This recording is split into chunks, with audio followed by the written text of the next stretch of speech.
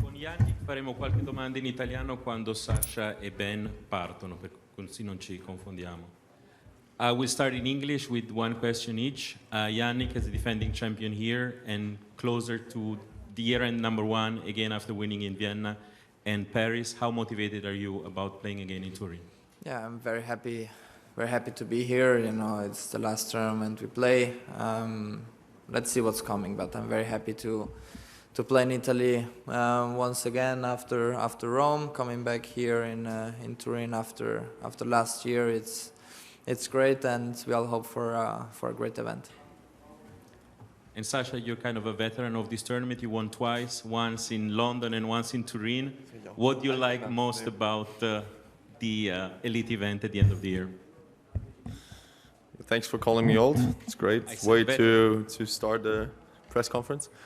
Yeah, I mean, it's a very unique and special event. You have to play your best tennis from the first point to the last to have a chance, and it's an event I think that if you qualify, you always look forward to. And yeah, I'm looking forward to this year as well.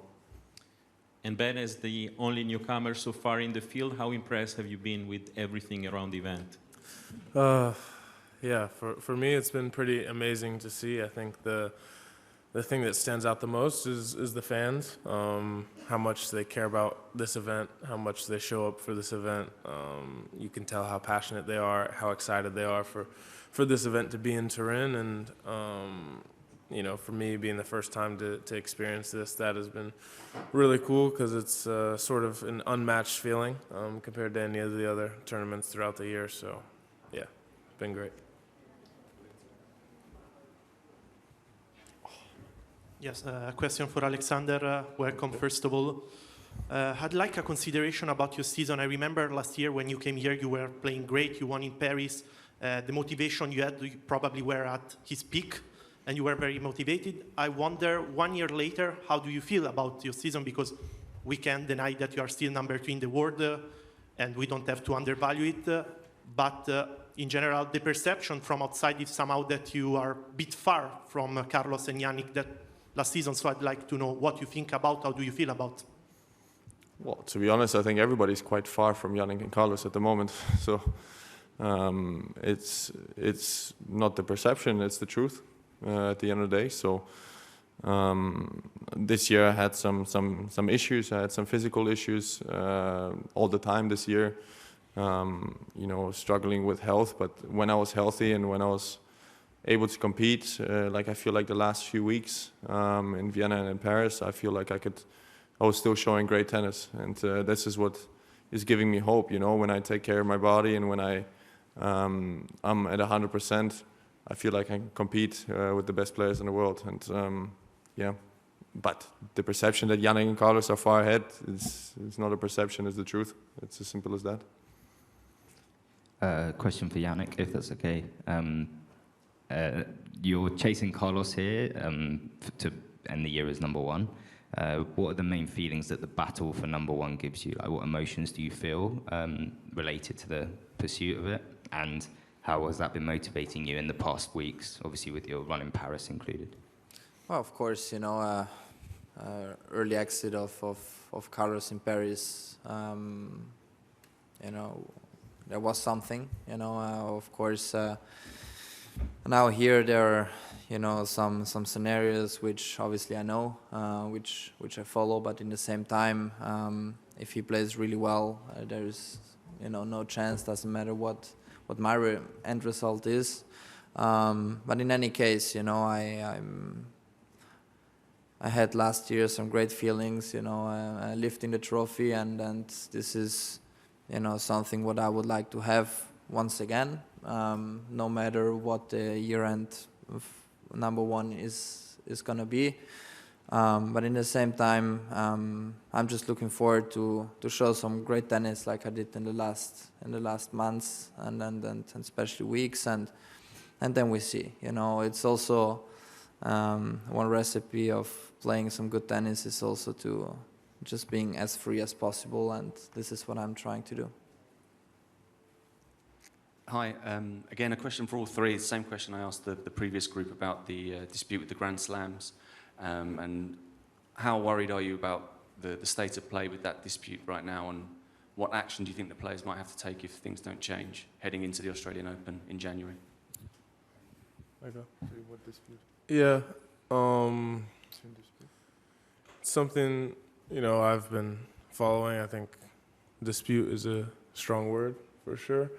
But for us, I know that as players, we see things that are important to us at times. And I know that as players, we're not greedy people. We're not looking ever for more than we feel we deserve or that we feel is fair. I think that also this group of players that we have right now is always going to speak up when they see things that are out of line or a little bit off from where they should be, and I think that's the situation.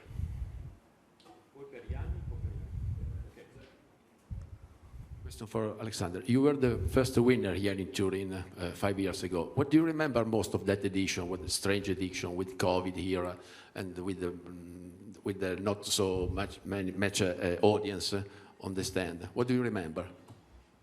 There was not many. It was full. No?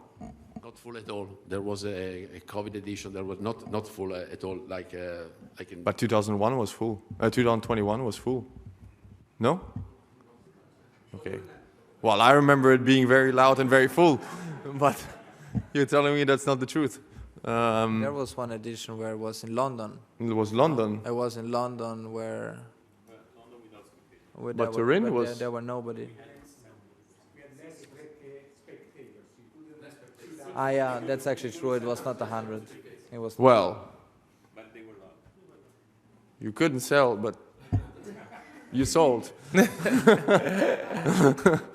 mean, what you could and cannot do is very different. No, what I remember was it was obviously a great week for me. 2021 in general that year was phenomenal for me. I won the most tournaments on tour out of any player. Olympic gold medal, 2 Masters.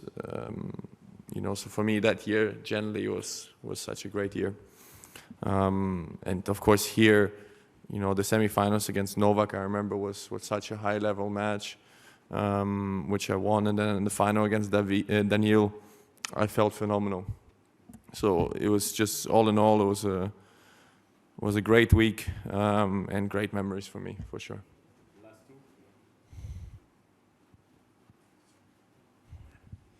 Hi, for Ben and Sasha. I understand it's difficult to give an honest answer to that, but when the draw wasn't made yet, were you hoping, you both, to be in the same group of Alcaraz or in the same group of Sinner, and why? You would have preferred to be in one instead of another. Oh man. Yeah, go ahead, man. Yeah, go ahead. I think that, my first time playing in this event here in Italy, I'm somebody who likes, big crowds and feeling the energy from the crowd, whether it's with me or against me. So I hoped that I was in the group of whatever Italians were in the tournament to be able to feel that and experience that. I thought it would be very cool. I don't know if that's the exact answer that you were looking for and where I hoped, but I thought it would be a cool experience to play in Italian here in Torino. Carlos.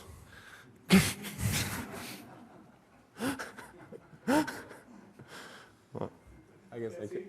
Yeah. No, but okay, it doesn't matter, to be honest. No, it matters, but they are both the best players in the world, for sure. And but for me, in this particular surface and indoors, on a faster hardcore, I feel like this court is much faster than Paris. I think Jannik is the best player in the world. And I think if you ask Carlos, Carlos would probably agree. Of course, anybody can beat anybody, and of course Carlos can beat Jannik. and the other way around. But also the last 2 years I was with Carlos in one group, and I was able to win both of those matches. So yeah, but there's not like one is here and the other one is there. Both. I was wishing that both of them are in the same group with each other, and then we can play in different tournament. But that's how it is. Question to Ben. Hi, Ben. If I'm not wrong, you set Turin as your goal at the beginning of the season. So how does it make you feel being here? What does it say? What does it say about your growth as a tennis player? And if I may ask, the meaning of the place, that if it's a gift or a lucky charm or whatever. Thank you. He's just cool. Just a gift from my girlfriend, you know, and for me it's a very big deal to be here. You know, he's making fun of me. He's won this tournament twice, and he's been playing it since he was 13 years old. And you are 13. Yeah. But yeah, it was a huge goal for me. I finished last year outside of the top 20, and I've made, you know, a lot of progress in the last 2 years with my game, and that's what's most important to me versus the results, where my game is and how I evolve playing on different surfaces and being able to play well throughout the year, not just at certain times. And to be in the final 8 in Turin, you do have to be more consistent than to be a top 20 player. And so for me, the result of being here, the accomplishment of being here, shows me that, you know, I haven't improved at a level to make it here, and that's what I'm most happy about. Thank you. Jannik, rimane per poi rimane in italiano. Thank you. Was ist jetzt? Ich muss hier bleiben für italienische Fragen.